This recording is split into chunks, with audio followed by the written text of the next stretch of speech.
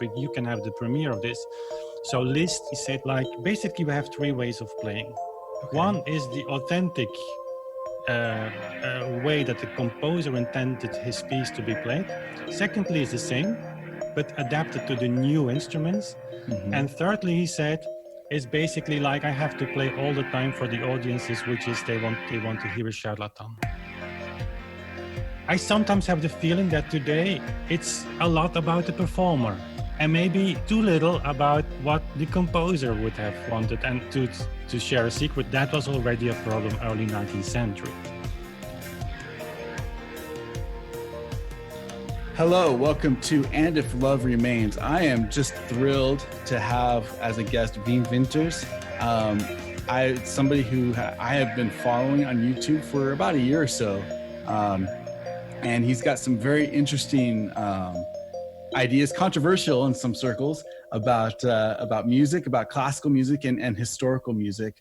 What would you consider yourself? I know you're a keyboardist, specifically an organist, but you also play the harpsichord, the piano, very well. The clavichord, yeah. Yes. And what? But you're also a music historian, a music reconstructionist. How would you describe yourself? Well, I think you did a pretty well job. I mean, I play a keyboard instrument. I started with the organ, classical organ, and I went to Amsterdam in the 90s, or the previous century, so to say, already. And then, not to make us feel old, but anyways, there I started with organ in a wonderful class of Jacques van Oortmessen, and I was introduced to so many aspects of what we would call today early music. That's typically what I think in those conservatories here in Europe, what organ study is about. And after 2 years, I entered as a second main instrument, also piano class. And basically from those two worlds, actually, it was unique. I was in a unique position in a way to combine those two worlds, from organ, which is basically considered early music, and piano, which was, I mean, the mainstream piano class. I would say mainstream, what we would say today. Mainstream meaning the way pianists play. And so I started to see some things that were a little bit off. And there started my interest in combining all of that stuff together. But calling me a musicologist is maybe a little bit overrating myself. I'm a musician who, from a very practical standpoint, tries to understand the score. In fact, that's what you could say. Yeah, trying to understand the score.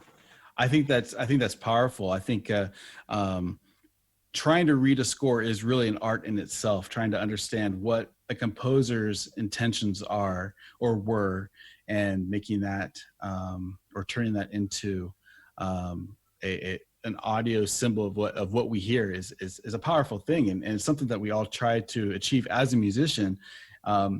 And some people, I think, try to interpret things in their own way, and other people try to very systematically figure out what the composer was intending. What's your approach on this?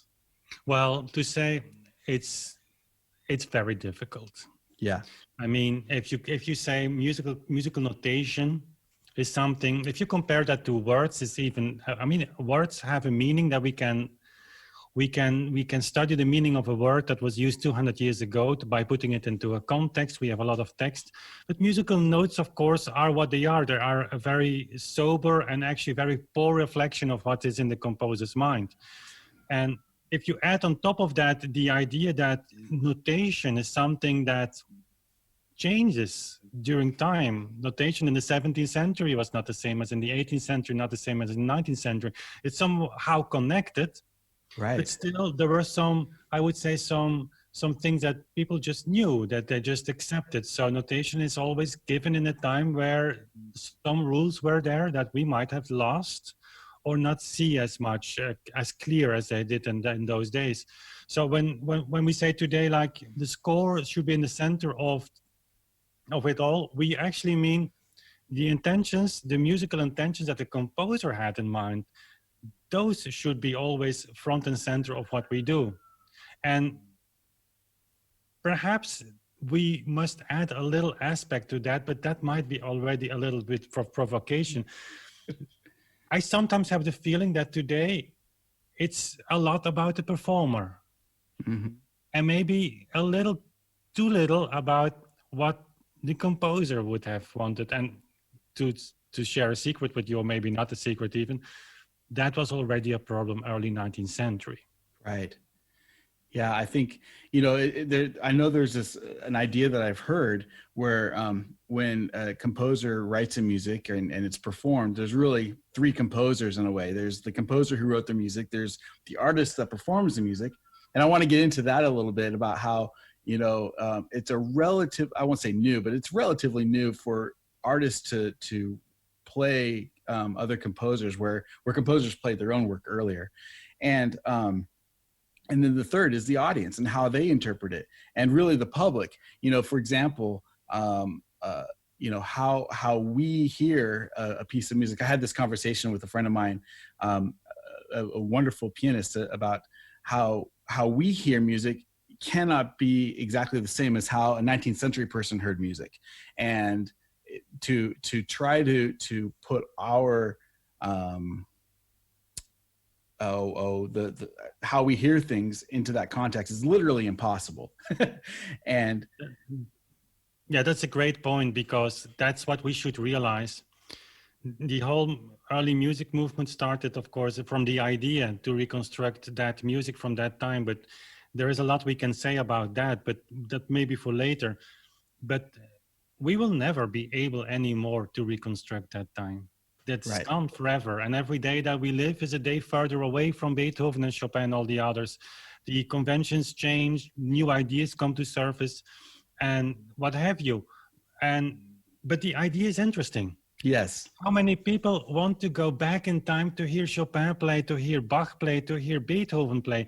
But yet, if you come with an idea, like, listen, guys, we have some facts that we might overlook that are very important to reconstruct that performance, because that's what we're then looking for. We are reconstructing not the music, we are reconstructing the performance that Beethoven would have given from his Hammerklavier sonata, right? But if you then bring to the surface some forgotten elements, or some elements that we might claim to look into very, very seriously, but if you look into the music itself and the performances we actually overlook all the time, then people say, yeah, but it can never have been like that. So there is something, a twist here that we have to correct. Do we really want to go back in time? Is that really what we want? Well, then I have news for you. Then we have to put everything we know aside and start from scratch, not once in your lifetime, but every day. Right. Because you come across so many things that you say, oh my God, how can I interpret this? How can I do that? This doesn't work, or this doesn't make sense. So to make it work, and that changes your view every day. The great thing about this is it's very exciting to do that. It is very exciting, and I love your passion. That's one of the things that really attracted me to your channel. By the way, this is Wim Winters. He is the owner. He owns authenticsound.org. Is that correct? Yes, it's true. And also the YouTube channel Authentic Sound. And so let's discuss a little bit the problem. We talked about it a little bit. The problem being, do we want to, if we had a time machine and could go back and listen to how Bach played, or how Beethoven, or even more precisely, if we had a time machine and a mind machine where we could hear what Beethoven had in mind before he wrote down the music, what would that sound like? What would that be like? Is that articulating the problem properly? Well, in fact, what we are looking for, at least what we what we are looking for, what we would hope to reconstruct, is, of course, those 10 seconds before Beethoven started to note down his Fifth Symphony. What was going on in his mind? Right. And we will never, ever be able to do that. But yeah, I mean, what we are focusing on now on the channel a lot is tempo reconstruction. It has always been such a surprise for me that those metronome marks, which in fact are nothing less than the exact tempo indications those composers left, that we are just actually in the reality ignore those, because they will bring us closer than anything else. Okay, that's a great point. That's what I wanted to ask you, because you have been focusing a lot on the tempo reconstruction and what that is, and your ideas. Tell me, why is that so critical? And a lot, because a lot of my listeners aren't, they aren't musicians specifically, but why is that so critical for you to get the tempo correct? And why, how does that change the whole feel of a piece, or what you're trying to communicate through music? Well, yeah, to start with, I would say people are sometimes confused when they hear me say like, there is no right and wrong. And I mean by that, we as musicians today are entitled to our own opinions, to our own interpretations. Mm-hmm. We are solely responsible for what we bring to our audiences. So I like to make this disclaimer, because if you talk about tempo reconstruction, and certainly about things that, can pinpoint people to a certain aspect of interpretation that they cannot escape anymore, then you very often, very quickly get the idea of, that's being dogmatic. But it's not about that. So you have tons of options today. But if you want to reconstruct the original intention of the composer, the authentic intention, if you would say like that, then tempo is super important. Because even if a musician today is not interested really in metronome marks, all musicians on a certain level, I would say, are really working with their tempi, because changing tempo changes everything. Not only the articulation, not only the phrasing, not only the touch of the piano, whatever instrument you play, but also the character of the piece. And once you're dealing with that, you know that changing a few beats per minute in a piece is already enough to make the piece sound different. So it's not hard to understand that if we want to go back in time in our time machine, that the metronome is our time machine. Because Right. Beethoven did not give us all these metronome numbers because he thought, well, those tempo indications were like, whatever, you do whatever you want with them. Chopin didn't do that. Schumann, Mendelssohn, we have thousands and thousands of tempo indications of that Well, time. I think that's an important point. A lot of times, these tempo indications, they're not added by editors later. A lot of times they're added by the composers themselves. This is what they wanted. Is that correct? Exactly. And that's what makes this discussion so difficult. Because if you go on stage with people like, say, we advocate the WBMP, which is the whole beat metronome practice, where basically, like in still physics today, the full swing of the pendulum, metronome is also a pendulum, is considered to be one unit. And then the other side say, no, we read the metronome numbers like today. There is not really an in-between here. And that makes this whole discussion so difficult. And once if you accept the fact, which is very easy to reconstruct, by the way, that metronome marks are accurate tempo indications. Because you hear sometimes, or actually a lot, people say, but composers like Czerny is really known for that. But he only gave those metronome numbers as a target, as a goal. Those were not meant really to be reached, That's not correct. Those composers, whether you talk about Beethoven or you talk about a second rank or third rank or fourth rank composers, they were very serious in their tempo indications. And they had a very specific reason in that time. Two reasons, actually. Go ahead. No, go ahead. So two reasons. First, notation became something that they could not rely upon solely anymore, to just assume that the performer still had, based upon the notation only, the correct tempo in mind. And secondly, because the performers, even early 19th century, actually didn't care anymore about the intentions of the composer. So composers were forced to give metronome numbers in the hope that musicians still would know what their intentions was, and maybe even follow those intentions. But that was very rare in that time. Wow. And do you attribute that to a rise of virtuosity and different or professional musicians who instead of playing their own things made it a career of playing other people's things faster, better, more with more flair? What do you attribute that to? Yeah, I think a couple of aspects. First of all, we come from the 18th century. We enter the Age of Enlightenment. And Beethoven advocated that very French Revolution, all that stuff. But this has a major consequence. It changes the social network. Like the bourgeoisie was coming up, basically people who had not the, let's say, the cultural education that the nobleman had still, like in their castles, and there was a tradition of museum music. Suddenly you had conservatories, you had concert halls, and you had an audience that basically wanted to be entertained. So the musician, the performing musician, became something like, it was not even called a recital back. Even 18th century, late 18th century, it was called an exhibition. The performer was being exposed, was being asked to have duels. And so in that context, it's not surprisingly that musicians wanted to be the best by playing the fastest. Right. We have a wonderful quote just recently. I found that by Franz Liszt, and I will be a shock when I bring it on YouTube. But you can have the premiere of this. So Liszt, who was his painting was made, I think, end of the 30s, and he said to the painter, like, basically, we have three ways of playing.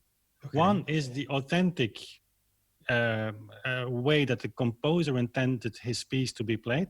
Secondly, is the same, but adapted to the new instruments. Mm-hmm. And thirdly, he said, is basically like, I have to play all the time for the audiences, which is they want to hear a charlatan. Right. But if you think about it, this is very hard. And I wouldn't say that people who play like very fast and want to be technically very, above everyone else, but as a charlatan, they cannot help it because we live in that time. But basically, that's the third way of Liszt playing. The reason I think why he quit stage is still the version that we have today and was in the 19th century dominant. So you don't think he quit playing because he just wanted to focus on writing and composing? You think it had something to do with how music was being treated at that time with the public? Well, of course, I cannot see in Liszt's head, right. And I don't know if there is any letters that point to that. This quote is really powerful, and it is worth researching that, and maybe someone can do that. For sure. But I think that he was on a point of his life, as was, for instance, Moscheles was a little bit older, quit stage. Chopin was, of course, very ill, but when did he play? There was not, those musicians were not in demand anymore when they were focusing on making music. Mm-hmm. And Liszt was, of course, I think at that time when he was around 1840 in a position that he could say, listen, I'm going to Weimar or wherever, and I become conductor, and I play in private. And strangely enough, if you then go further in time, because that's the interesting point, if you have these points and you can put them together, then you create a three-dimensional context.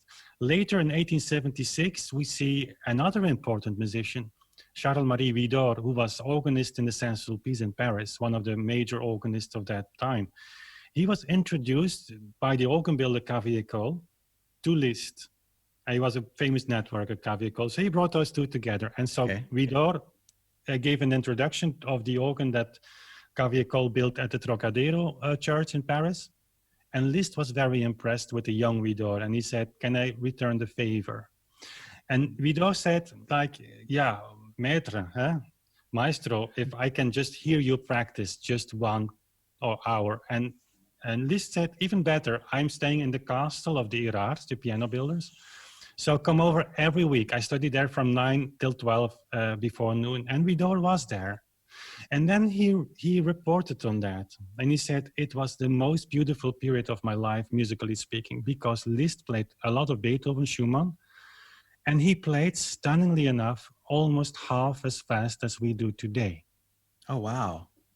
And now many people will say, yeah, but Liszt was old, and he was, no. Liszt at that time was on the top of his abilities. When you read Clara Schumann, who was always a little bit jealous on Liszt, when Liszt was in the company and Liszt played some scales and some sixths and some thirds, she was like freaking out, like the man never practiced anymore, but he's outperforming all of us. So he could play fast. Right. But it was when it came really to the essential in the study room with the young Widor there, he played basically in the tempo that cannot be different from the way that we are advocating to interpret the metronome numbers in. And so then everything becomes three-dimensional, and then it becomes really fascinating, because then you're reconstructing a real life reality, I would say.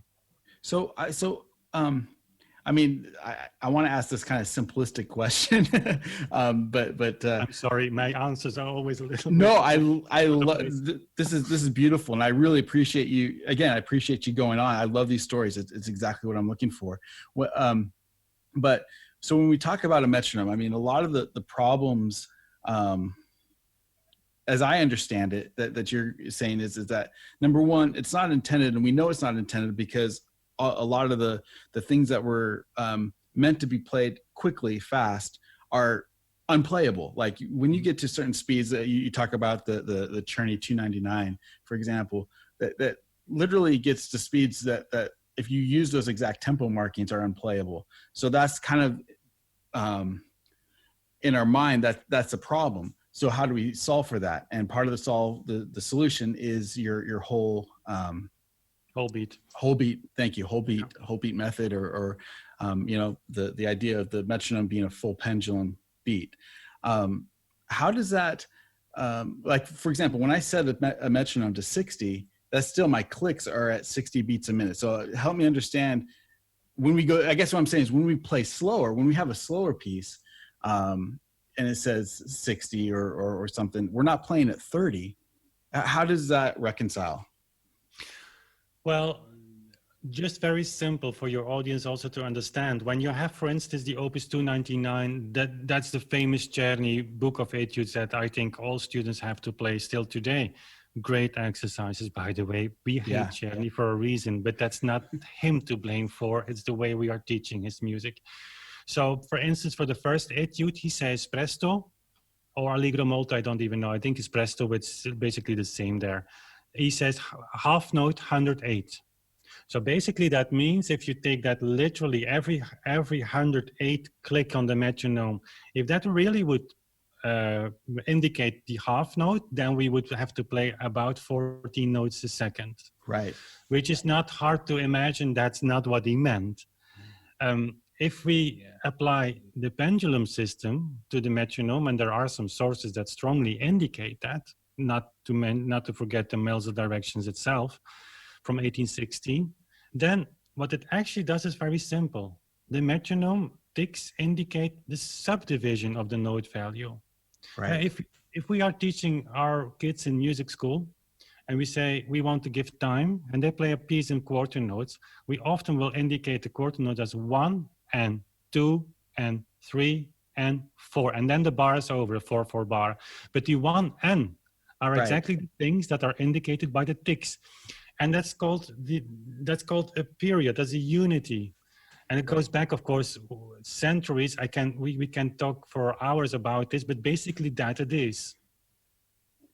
And then this music becomes playable. I would say the Czerny etudes try them in whole beat, so the full beat, 2 clicks per 1 note value.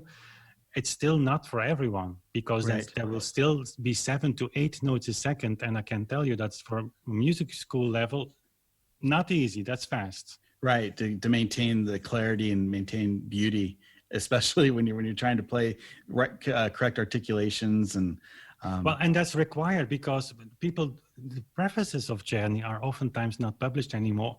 And it's hard to find them even.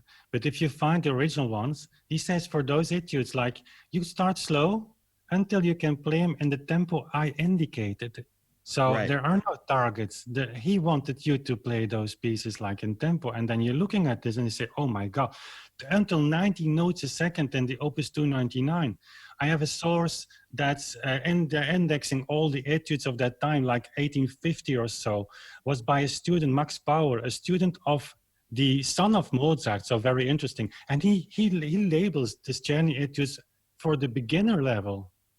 I mean, really? Right.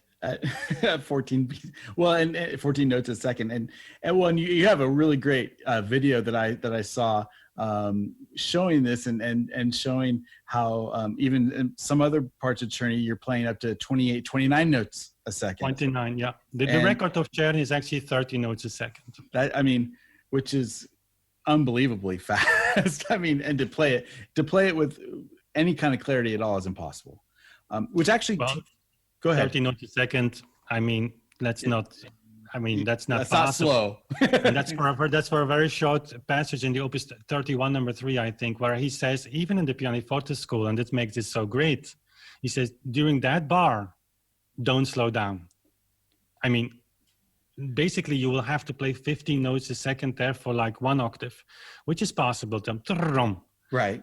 But then you will feel that you come and at the end of your motoric ability. You cannot do that for 2 or 3 octaves. So what do critics of your ideas say? I mean, when they see these tempo markings and they say, what do they say that oh, of course Czerny never meant those markings, really? I mean, is that their argument? The critics, I would say, on a serious level, because on YouTube you can imagine, right? Everybody jumps into the comment section and suddenly becomes an expert. Not downplaying people who are commenting on my channel, really not. But I mean, that's common today. Well, there's a difference between just like people spewing and talking and people with, who have studied this issue and chiming in. But I would say people who are on a serious level, like on an academic level, they have one magic word in their publications, and I'm not kidding. I mean, I'm not downplaying their value, but the word is misprints. Wow. Yeah, if you read, for instance, the book of Klaus Meeling, who is today still to be seen as the author on Baroque tempi. I mean, when he talks about the French sources, the number of misprints that he attributes to those authors like Mezen and all the others of the French classic academics. I mean, that was the highest level we ever reached as humanity. And so they have to assume that a lot of these people just were having troubles with basically adding 1 to 1 equals 2. Because that's what we're talking about. They say, no, that's not what I meant. That's not what I meant. Czerny metronome marks, what can we say? They were only meant as targets, or Beethoven's metronome was broken, or what have you. There is a deflection of the reality. And my point only is, let's just take those metronome marks, because that's our time machine. The only consequence is we'll have to look at our musical past completely different. And I can understand that's difficult. Even I was working with Lorenz Gadian, the author of Taktens on Pendelschlag, which is basically the guy who started everything on a serious level, is this book. I knew him from 2010, and then he came here every year. He's a priest, so he spent his holiday with us. Okay. He's a great musician. It took me 7 years before I realized that what he was writing is actually, there is no other reality that can be true. So if I need 7 years, I can understand that for someone else it takes time. And I also can understand that if you have been publicizing your entire life on a certain system, or you have made 5,000 recordings according to a certain interpretation, that it's hard to say, maybe I have to look it over again. Rethink. But that's the nature of wanting to go back in time. And if I can add something to that, it's very normal that we make mistakes, because humanity is not yet ready to look back. Yeah. We are still looking forward all the time, because that's in our nature. That's in our nature. If I sit, I'm working as an organ consultant, so as an architect to restore historical organs. But if I sit together with people in a church restoration where the organ is just part of the project, I mean, we have these old churches here in Europe and we restore them. If things are preserved, we're not touching them. But if things are not preserved, I raise my finger and say, why not reconstruct that in the style of the church? And then everybody will look like, really? We have to do something new. And then comes this entrance door in plexiglass, like an ugly artifact in this beautiful Baroque church. And people come in, ordinary people say, what's this door doing here? But I mean, there's no one yet ready to say, listen, me as an architect, I serve the idea of reconstruction. That's it's why we, it's interesting, because when culturally, when we've heard something a certain way for so many decades and a century, I mean, we've heard things a certain way. For example, the Chopin Opus 10 #1 that I saw on your YouTube channel, you know, which is quite slow compared to anything you ever hear in a concert hall. Absolutely, yeah. I mean, it's shockingly slow. I'm curious, you know, because Chopin is an interesting case, Chopin and Liszt, because they're kind of in that. I think you would consider that part of during the change that was happening where we were moving to single beat. Am I right in saying that? It's a little bit more complex, but yeah, I Right. know what you. Yeah. So these are interesting where they kind of straddled both sides of the curtain a little bit, or were probably, I think, in your opinion, more in the whole beat section, but the world was moving, and so that specific piece, that Chopin 10 #1 that I heard you play, like I'd never heard anything quite like that, and I'm curious what kind of reaction you get to that, or what's the documentation, or how do you feel about when you play a piece that's so shockingly slow like that? Well, yeah, there's a lot I can say today on Right. this topic. Certainly, Chopin is one of the key figures, I would say, in reconstructing everything. But there are many levels to this. For me, this is not so much of a shock. If you know that Chopin was a really Bach addict and that he was teaching the well-tempered claviers or the well-tempered keyboard, at those days still called the well-tempered clavichord, by the way. But if you then go to Bach's first preludes, and you take just a third and you put it on top, then you have Chopin's Etude. Once you see that relationship, once you compare the notation, then you say, okay, the tempo ordinario for Bach, which is a normal tempo, which basically most people still play that today. That prelude of Bach, about in my tempo for the Chopin Etude, it's similar. What's the tempo indication of that? The first Etude, I actually forgot, but it's something like Allegro. Don't quote me on this. But then Chopin gives also accents on every quarter note. I mean, indicating on every quarter note. So all these things together, yeah, I mean, I can understand. And people say, okay, when I hear Martha Argerich play this piece literally in single beat, she can manage that. We're not talking about the most extreme pieces here. So some pieces are still possible to play according to what we call single beat modern reading. I would say like 20 to 30% of the fast metronome marks, maybe of the known pieces we can manage, all the rest not. So there is 70% of the fast metronome marks, I would say, no way. And people are not playing like that either. So that's an important disclaimer to make to your audience, that what we advocate on our channel is not half as fast as we hear today. We don't hear a single beat performance practice for the simple reason that it's not possible. It's not possible. So Chopin... And if it's not possible, I mean, if it were possible, it may not be listenable. Well, we make sometimes these. Lately, we had a video on Beethoven's 5th transcription by Liszt, so the symphony, which was, we do some co-publications with Wolfgang Weller, a pianist. So we published some of his recordings on our channel.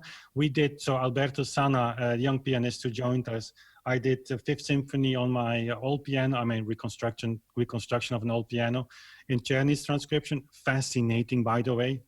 Very rarely played. Yeah. But then people started commenting like, yeah, but Liszt, these transcriptions are like the pinnacle of virtuosity, and like the way Wolfgang plays this.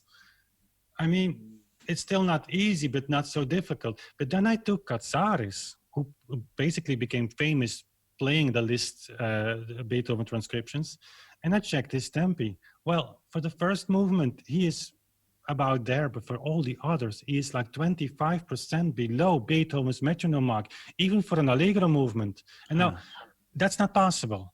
That's not possible that a pianist of the level of Katsaris, already with an allegro movement, I mean, that's almost in the half of the tempo range, needs to slow down 25%.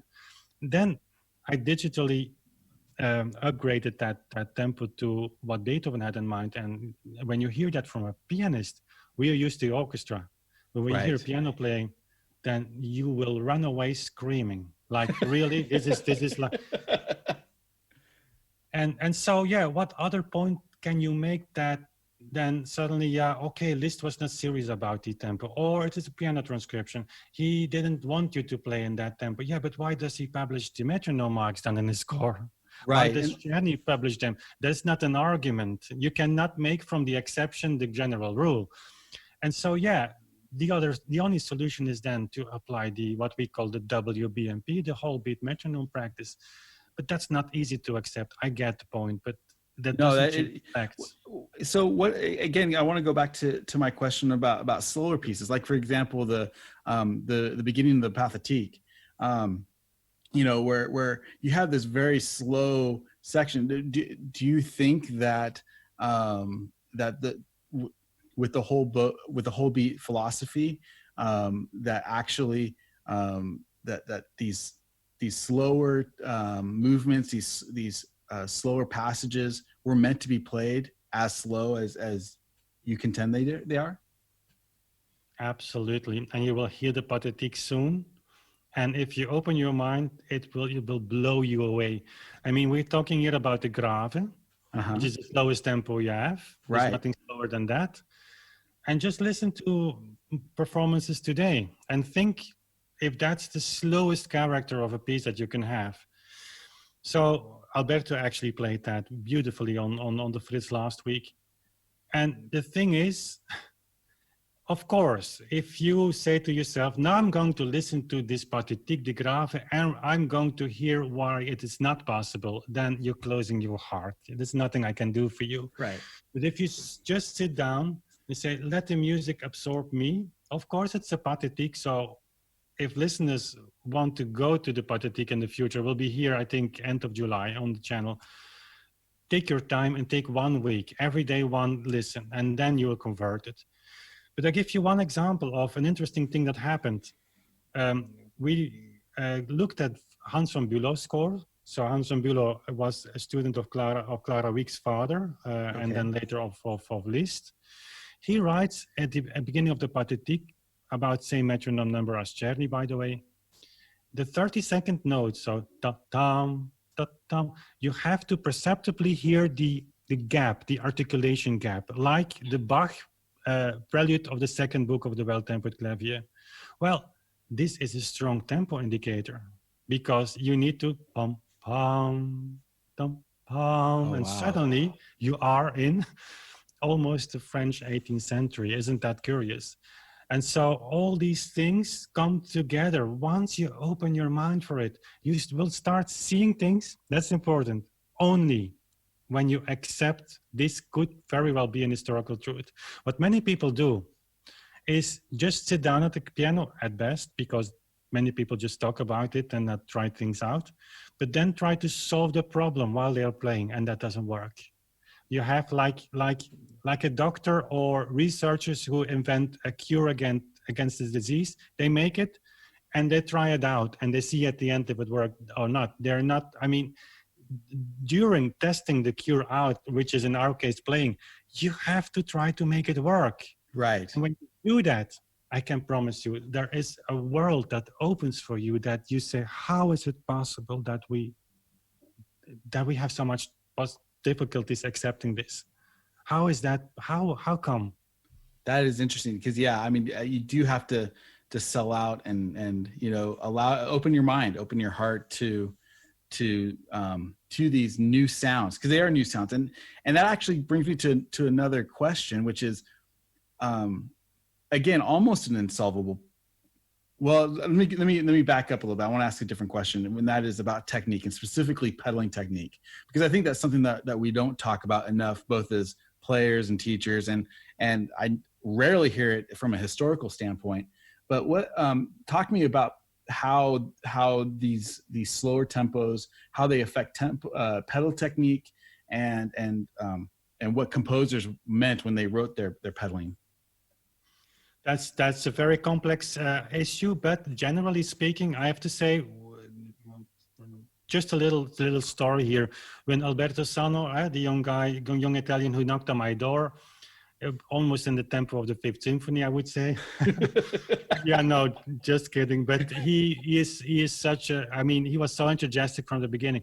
When he was playing for the first time on my Fritz pianoforte, he was pedaling all over the place. And I said to him, you're losing the individual quality of the tone. But that's what many pianists learn today. Just pedal as long as it has some kind of clarity. Don't look into the score. Now, I asked him if he would be fine just by taking it a little back, the pedaling, and just try. And next time he came, he said, I have better news for you. What if we stop saying that those composers were idiots, quote unquote, and didn't know what they were writing about? Because, listen, if you go in the 18th century, like Beethoven sonatas, half of them almost are composed in the 18th century, then there is a bridge period, and there the score doesn't have always pedal indication. But from a certain point in time, Beethoven started to indicate pedal indication. So, but yes, when you indicate pedal in a few places, what does it mean for the places where the pedal is not indicated? And so we took the philosophy lately. What would happen if we tried to do that? Combine that with fingerings. We today are taught like finger substitutions, do it all. It was not a practice in those days. So we combine those two things, which is not easy. But it gives you this clarity in playing. It's unbelievable. The thing is, you have to learn a new technique of releasing notes. What happens today is the pedal, the sustaining pedal, is the rescuer of fast playing. Pianists have not the time anymore to end the tone like in a quality way.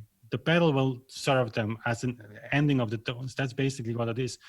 And you see that, I make the point anyway. You see that also in the early music movement. If people play on fortepiano or on a Steinway, it is not so much different, because also fortepiano players are using the pedal all over the place. And it was not a practice. When you open your mind for this, then you'll read in Czerny's part 4 of the Pianoforte School. That's a part he published later as in which he gave insights in new music. And he gives an overview of keyboard, talks about the clavichord even, 1846. And he says pedal use, Thalberg was the first in the 30s who used the pedal in a way to hold one note and play like ornamentation with his hands. So people had the idea. He had 3 hands. So if you think about this, that only in 1830, this became like a kind of modern practice. I mean, then we're traveling with Beethoven in a time that we have no, imagine how it was. Yeah. And pedaling, that's a great question. Pedaling is one of the kingmakers of WBMP because that is only possible in that tempo. That's at least I think. So in other words, we could get somebody, some freak athlete, for example, that might be able to play at 29 beats a minute or something, or 29 beats a second or something. But there's no way you could pedal the way that's indicated. Well, no way. I wouldn't say that, but sometimes things comes together, and yeah, right. That comes makes together sense. In this way. Right. All these things just like, okay, if this is true and this is true, this is likely what's going on here is that they're because playing these whole. If you talk about pedaling, and we talked about Chopin, if I may, but if you go to Chopin, I was taught in conservatory. I had lessons first from a teacher who studied in Poland, and I've said it a lot. Miraculously, if you study in Poland, you by default become a Chopin specialist. Yeah, but I mean, that's. In a way, it's ridiculous, but that's how it works. Right. I mean, as if we have somewhere still on this planet the Chopin tradition alive. I'm sorry for the people listening from Poland, but that's not true. No one was there. Chopin doesn't live anymore anyway. Right. He's long gone. But he was still telling me all the way, Chopin's pedaling, he was known for his pedaling, which is true. He was very accurate with his pedaling, which is true. And if you look into his scores, he was very accurate in his pedaling. It's like one measure here, then stop here, then again there. I have to tell you, I was always puzzled with his pedalings because at first they don't make sense. Mm-hmm. They really don't make sense. Just look at them closely. And I mean, be sure to have a kind of original score because they are changed always. Sure. But it ties into this tone quality, which you also with Chopin will only get if you just bring it down a little bit. And then it works. Well, and that actually brings me to another question, which has to do with the instruments themselves. And one of the things I do also appreciate about your channel is you have this wonderful assortment of historical instruments that you play. I mean, they're gorgeous and they sound beautiful, but they sound way different than our modern instruments. And clearly, like I sincerely believe Beethoven, for example, had a vision of what the piano could someday become, because he writes things that are impossible on the pianos that he wrote, for at the time.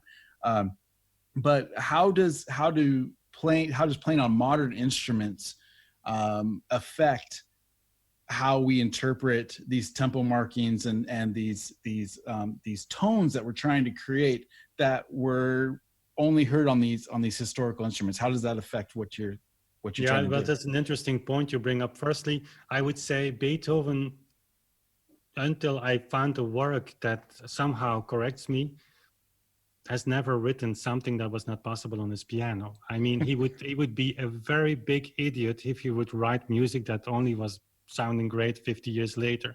So I cannot blame you for having that idea, because it was with me also when I was in Amsterdam, still a young guy. We had all this. The Steinway is the Steinway is a different instrument. It serves different music. Right. Now, another question, and people from the early music movement would call me really an idiot when I say this, but I think it's true. When Beethoven would have lived 200 years, he would today play the Steinway. There is no doubt about that. Why do I know? Because I do not see one single composer musician in the history that chooses for an instrument that was 50 years before him. Right. So Bülow played on a German later piano. I mean, you know what I mean. You always we all love great gear. We want the best and greatest stuff. Well, the thing is, they composed also different music. They didn't compose Beethoven sonatas anymore. So to say that my Fritz copy here that I have of the Frenzel is an original 1825, the clavichord here is a copy of a mid-18th century clavichord. Those instruments were perfect. There is nothing in that concept you can change, and that's something. The Irar here is an instrument. Well, you can say the Steinway sounds a little bit stronger, but has also a fatter tone, I would say. The Irar is still very linear, very transparent. So by changing the instruments, you gain something and you lose something. So, but having said all of that, you can play in this way on a Steinway. And that's something that also Alberto, he's coming from this mainstream performance practice. I mean, the guy studied in Colburn, like a private school. It's the highest level of piano that we are talking about. So he hopefully in the future will make also the bridge with modern piano playing to show that this way of playing is not only for the historical instruments. You can do that. And maybe sometimes if your piano is in a very dry acoustics, that you want to have a little bit more pedal or whatever, that you adapt it a little bit to another instrument, that's fine. But the basics can be the same. And the basics for me, and we come back to the beginning of our talk, is the tempo. I mean, I rather listen to Beethoven on a Steinway in the correct tempo than on an old Hammerflügel in the wrong tempo, because changing tempo changes everything, and certainly the character of the music. So yeah, I hope that clarifies a little bit. Yeah, that is very interesting. I appreciate your perspective on that. That's huge. You also have a series of recordings available on your website. You want to talk about that for a minute and what you have available for people who want to come and support you? Yeah, that's great. So sometimes people come on in the comment section and say, yeah, all this talk about tempo, why not play? Well, we have now, I think, 279 recordings available on our channel. And I must say, I was consistent with this from the start of my YouTube channel. Basically started my YouTube channel just to share music. I played the clavichord only at the time. But as a musician, you play and then the beauty just disappears. And I thought, yeah, I have this camera that can film. So why not film myself when you have this platform? 2014, I actually started to think about it 2013, a little bit too late. But YouTube was not YouTube of today. It was still very early on. And you can check my oldest videos. Like, if you really want to have a good laugh, then it's great to see. But it was a great thing because suddenly my first video I know had 30 views in 2 weeks. But then suddenly, except from my friends and my mother, there was someone else who came on the channel and say, hey, great recording. I thought, really? How did you find this? And so people started to ask for other music, for other things. And before I knew it, I had a little community that was really fun to work with. And of course, then suddenly came the idea of this pianoforte, which I had for a long time, recording Beethoven. And then I had a long conversation with my wife, Anya, and said, listen, I have to explain people why I am playing like this. Because if I play the Waldstein the way I do, and no, actually Alberto recorded that, I'm going to record the Waldstein too, but anyways, doesn't matter. Then people will say, yeah, listen, but why are you playing that so slow? So I took the decision. They're all going to think you're Glenn Gould. Yeah, I mean, it would be an honor to me, but because I really adore. Oh, he's amazing. But basically what I would say is like, yeah, you can play like that, but basically you behave like a clown because we know it's not like that. While all this research of 20, 30 years is behind. So yeah, then I took the decision, we bring it on the channel, and that basically started what it became today. Oh, that's wonderful. And I've listened to several of them. I look forward to listening to more. I would strongly encourage our listeners to check out Authentic Sound on YouTube or AuthenticSound.org and look at the vast material. You have a lot of written material there too, where you go into a lot of these historical ideas and what your thoughts on them are. Excuse me.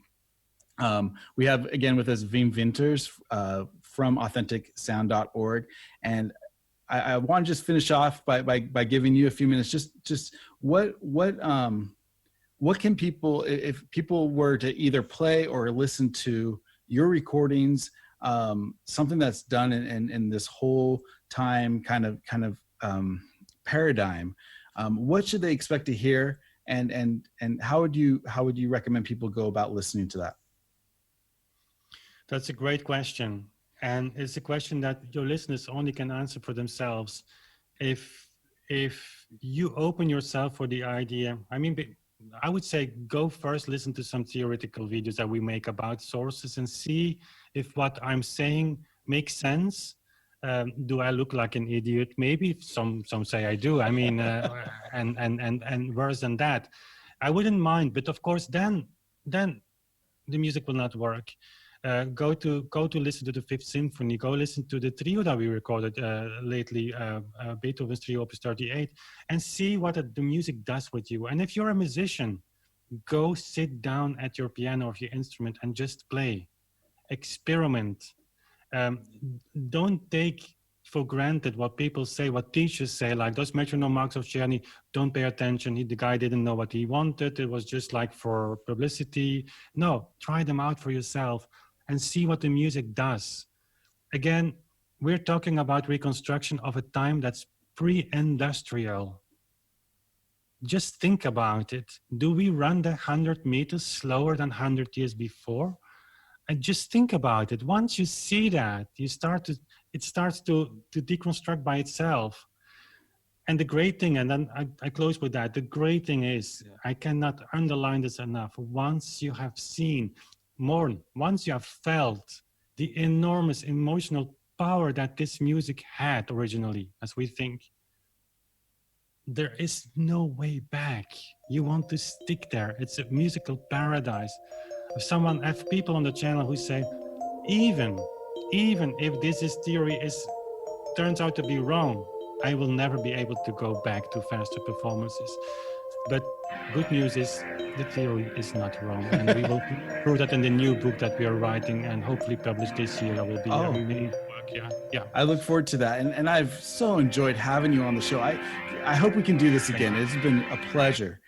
Pleasure for me too. Thank you for having me. I'm glad you enjoyed it. And so again, this is Mike Levitt with And If Love Remains. You can find more information about And If Love Remains at www.andifloveremains.com. We have a little bit of a merch thing. So if you need a face mask or And If Love Remains mug, you can pick one up there. We're very grateful for.